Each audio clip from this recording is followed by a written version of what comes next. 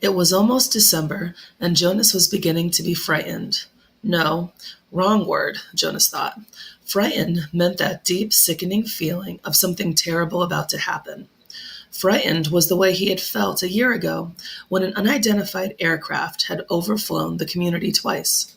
He had seen it both times. Squinting toward the sky, he had seen the sleek jet, almost a blur at its high speed, go past, and a second later heard the blast of sound that followed.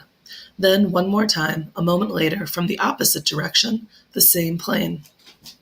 At first, he had been only fascinated.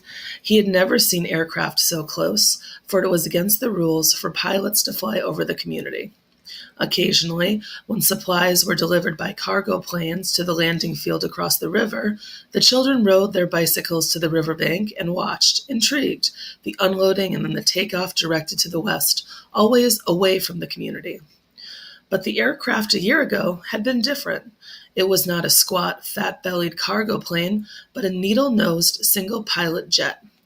Jonas, looking around anxiously, had seen others, adults as well as children, stop what they were doing and wait, confused, for an explanation of the frightening event.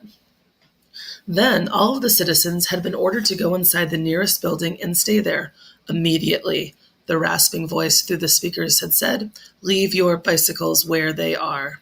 Instantly, obediently, Jonas had dropped his bike on its side on the path behind his family's dwelling. He had run indoors and stayed there alone. His parents were both at work, and his little sister Lily was at the child care center where she spent her after-school hours. Looking through the front window, he had seen no people, none of the busy afternoon crew of street cleaners, landscape workers, and food delivery people who usually populated the community at that time of day. He saw only the abandoned bikes here and there on their sides. An upturned wheel on one was still revolving slowly. He had been frightened then. The sense of his own community silent, waiting, had made his stomach churn. He had trembled. But it had been nothing. Within minutes, the speakers crackled again, and the voice, reassuring now and less urgent, had explained that a pilot in training had misread his navigational instructions and made a wrong turn. Desperately, the pilot had been trying to make his way back before his error was noticed. "Needless to say, he will be released," the voice had said, followed by silence. There was an ironic tone to that final message, as if the speaker had found it amusing, and Jonas had smiled a little, although he knew what a grim statement it had been. For a contributing citizen to be released from the community was a final decision, a terrible punishment, an overwhelming statement of failure.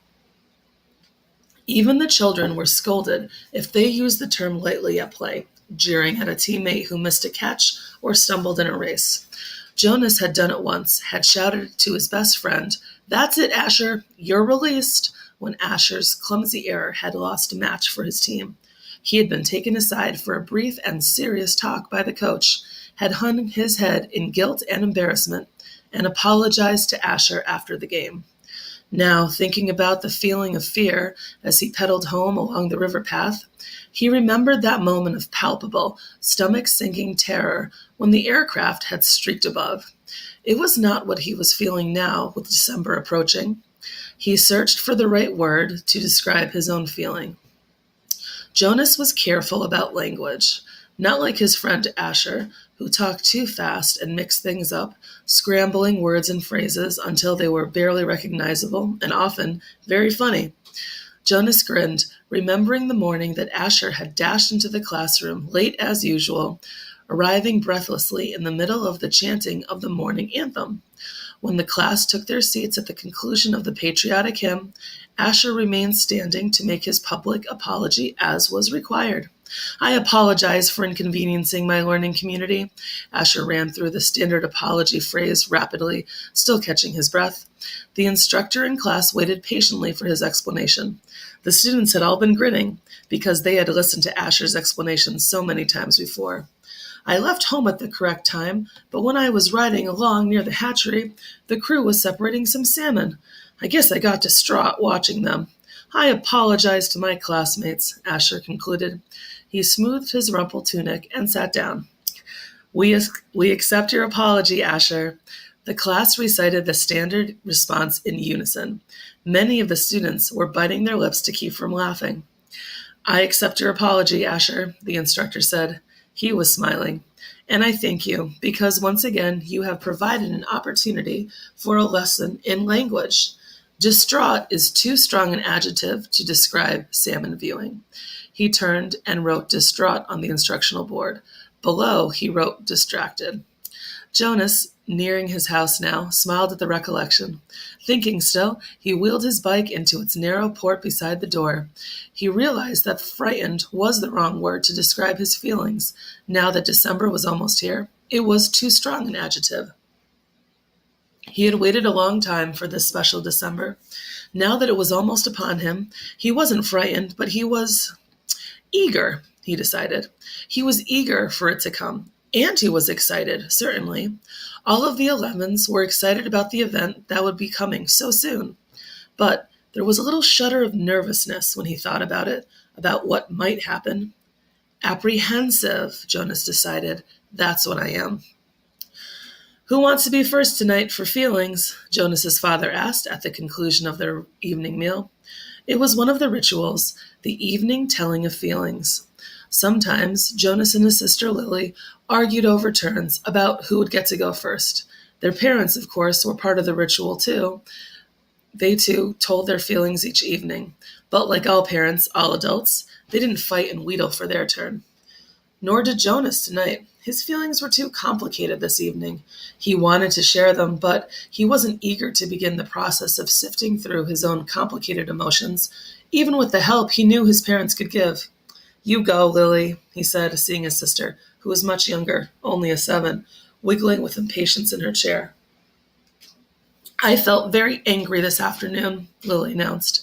"My childcare group was at the play area, and we had a visiting group of 7s, and they didn't obey the rules at all. One of them, a male, I don't know his name, kept going right to the front of the line for the slide, even though the rest of us were all waiting. I felt so angry at him. I made my hand into a fist, like this." She held up a clenched fist, and the rest of the family smiled at her small, defiant gesture. "Why do you think the visitors didn't obey the rules?" Mother asked. Lily considered and shook her head. "I don't know. They acted like animals," Jonas suggested. He laughed. "That's right," Lily said, laughing too. "Like animals." Neither child knew what the word meant exactly, but it was often used to describe someone who was uneducated or clumsy, someone who didn't fit in. "Where were the visitors from?" Father asked. Lily frowned, trying to remember. "Our leader told us when he made the welcome speech, but I can't remember. I guess I wasn't paying attention. It was from another community. They had to leave very early, and they had their midday meal on the bus." Mother nodded. "Do you think it's possible that their rules may be different, and so they simply didn't know what your play area rules were?"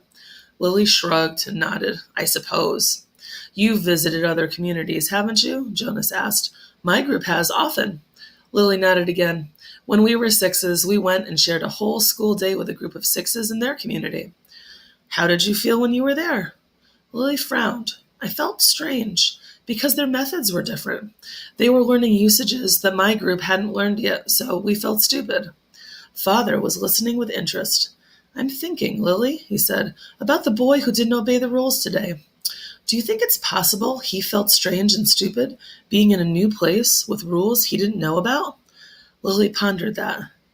"Yes," she said finally. "I feel a little sorry for him," Jonas said, "even though I don't even know him.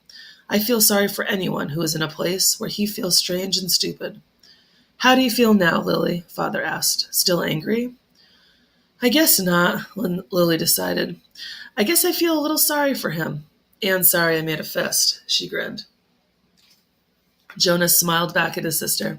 Lily's feelings were always straightforward, fairly simple, usually easy to resolve. He guessed his own had been, too, when he was a 7. He listened politely, though not very attentively, while his father took his turn, describing a feeling of worry that he had that day. At work, a concern about one of his new children who wasn't doing well.